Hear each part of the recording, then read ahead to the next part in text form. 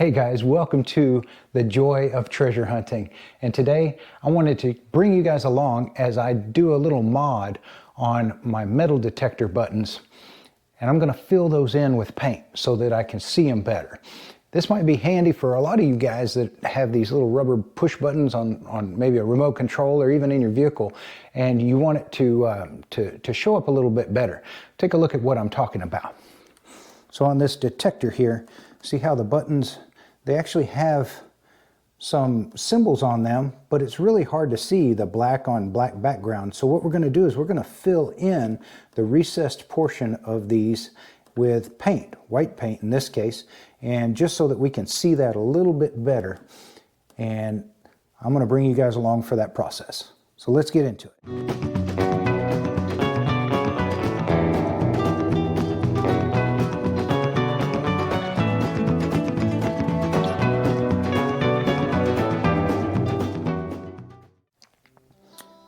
The equipment that we're going to need in order to paint these buttons in is going to be some sort of a paint. In this case, we're going to use one of these Posca paint pens. This one is a white one, and you can get these online or whatever. I'll probably put a link in the description to the ones that I'm using here.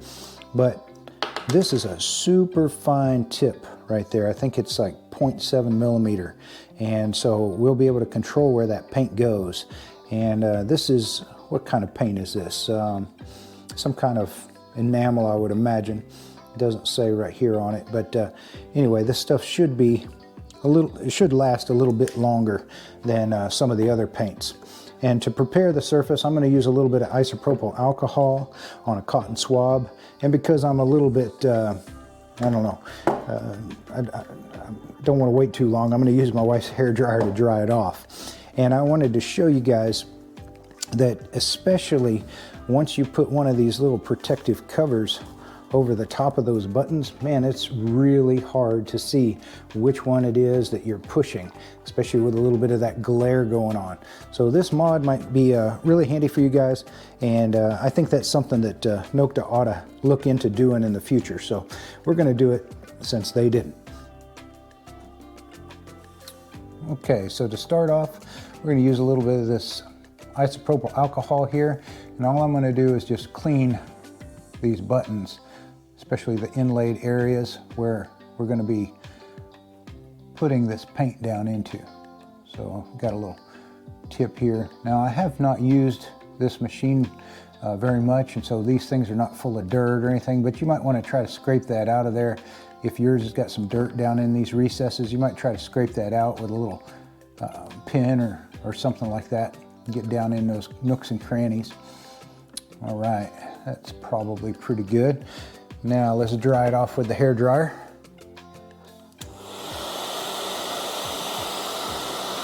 There we go. That's probably good enough. I don't see any wetness there anymore. So I think we're just about ready to paint this in. Okay, so I've got my little paint pen here now, and what I'm going to do is I'm just going to go as carefully as I can into the recesses. Let me put a little light on the subject, see if that makes this a little easier for me and you to both see. Yeah, that does. There we go. So you can see there's a plus sign here, and I'm going to go ahead and go right in there best I can, try to fill in that plus sign with that white paint. There we go.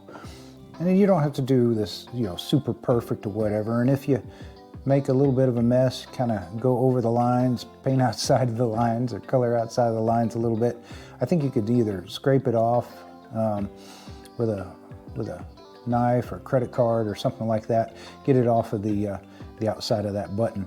But this seems to be working really well with a super fine tip here, this 0.7 mil Posca paint pen. Let me hold this a little bit steady. Let's do this one down here. I kind of like the way that this little tip also gets down inside of those grooved areas. And of course I'm not doing as good of a job as some, but I'm going to come back in here and see if I can't scrape some of the overflow off. But there we go. I've seen where people will take and just paint over the whole button and then scrape off what they don't want. on top of that button. And I may end up doing something like that, but I figured I'd try it with this fine tip pen first. That's looking pretty good. What do you think? Let me hit it with a little bit of the hair dryer and see if we can't dry it off a little bit. Again, just because I'm impatient.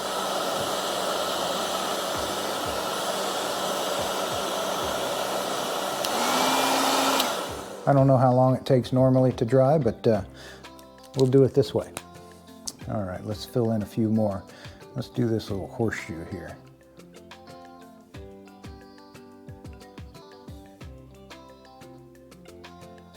Kind of a therapeutic process too, isn't it? There we go. Looking pretty good. Okay, now we got our frequency button down here. We'll go ahead and fill in these lines. This will really help it to show up in low light conditions and underneath these plastic covers that we like to put over the top of them so that they don't get all muddy.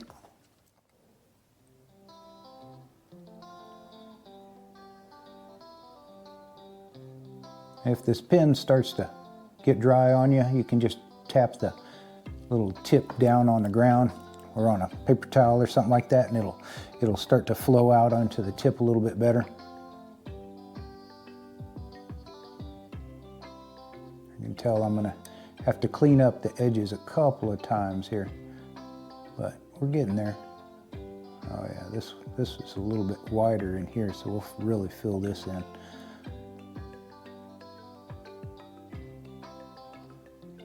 Go.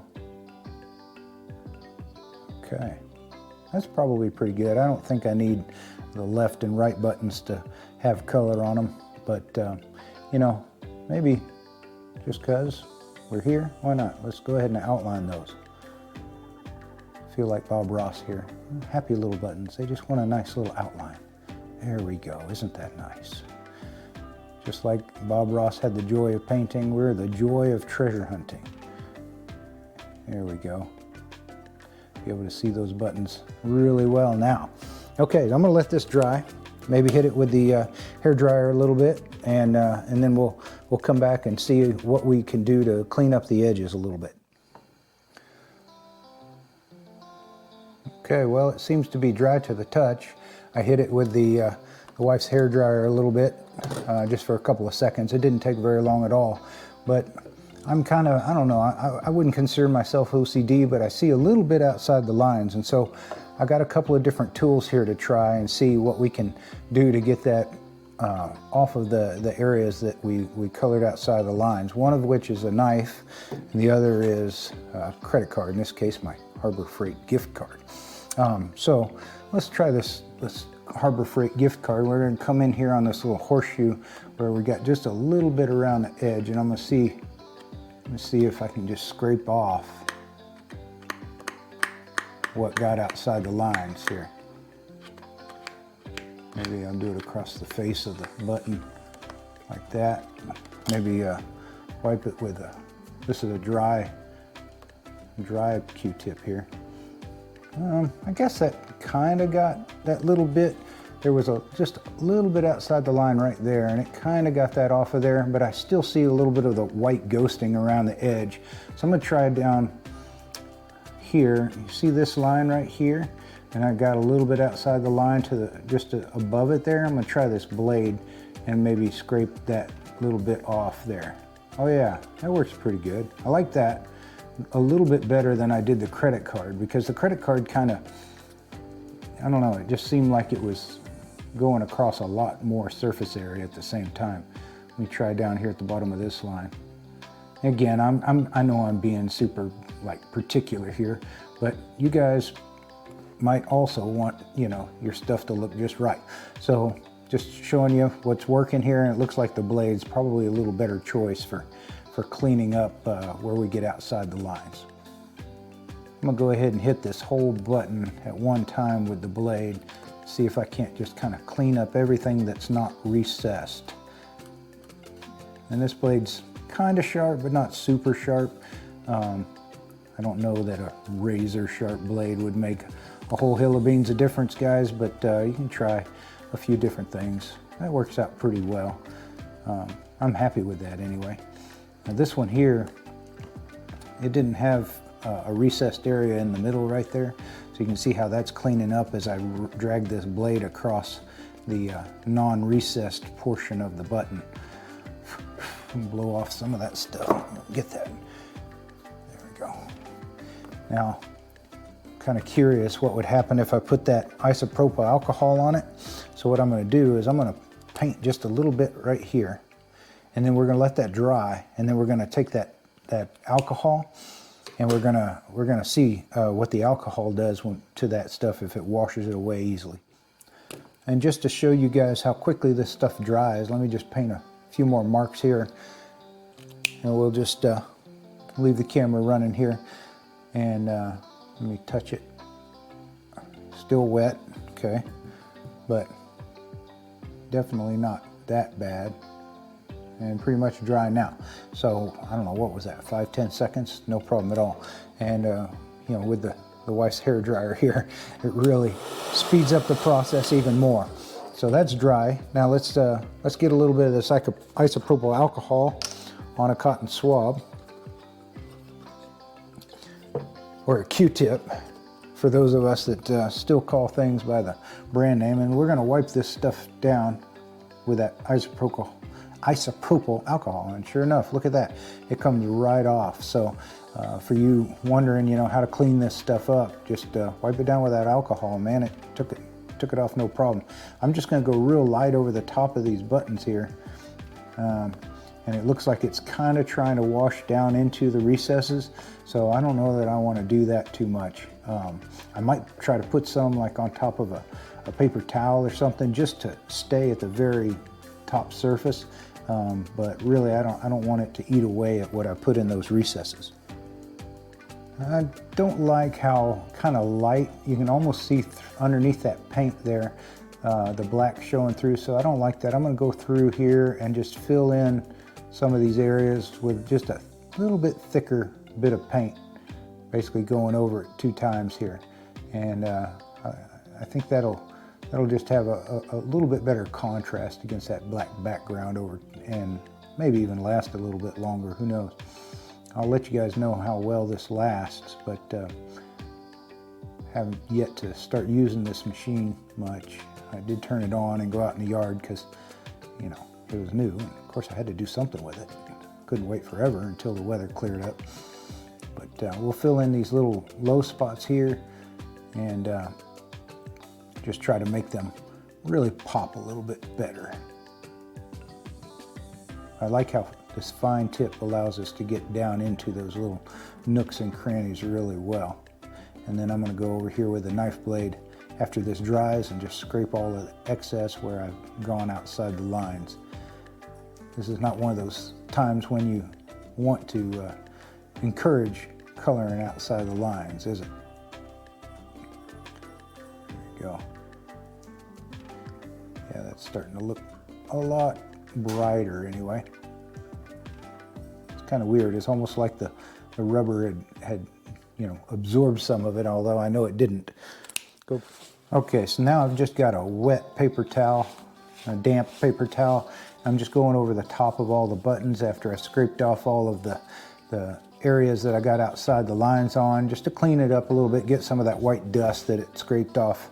I think that's looking pretty good. What do you guys think? I mean, for a few minutes of time and painting it in with one of these little Uni Posca, and again, I'll put a link down in the description to these things. The super fine tip allows you to get inside those buttons, and man, this will really help to see those buttons in a low light condition, and you know, especially as we put these protective covers over the top of them with that reflective plastic. Let me just show you, you know, man, that really pops. Let me turn this light off. And so, you know, even in that low light compared to what it was before, man, I can definitely see these buttons now much easier. So I think this will help a whole lot for you guys that are you know, frustrated with not being able to see those black on black buttons like that, whether it's on something like this or on a remote control or something like that. I highly recommend trying this out, and you know, especially with one of these covers on here, this ought to last for a very long time. hope you guys got a lot out of this. You know, if you enjoyed this, thank you guys for tuning in. I hope that this is helpful to you. I hope this works for a long time for me and for you. If this was beneficial, do me a favor, hit that subscribe button, and I look forward to seeing you guys another time here on the Joy of Treasure Hunting. Y'all have a great day and God bless. Oh, before I forget, one more quick bonus tip for you. So if you're like me and you break down your metal detector or whatever for traveling, and then you go to set it back up, you're all the time fiddling around with, oh, well, how far do I need to extend out these rods to get it back to where it feels right for me? You can go ahead and do this one time, make sure that it feels right for you, and then take this fancy paint pen and then make a mark on the rod where your favorite or best length is, and then lock it in place. That way you go straight away to detecting without losing your spot or having an uncomfortable swing.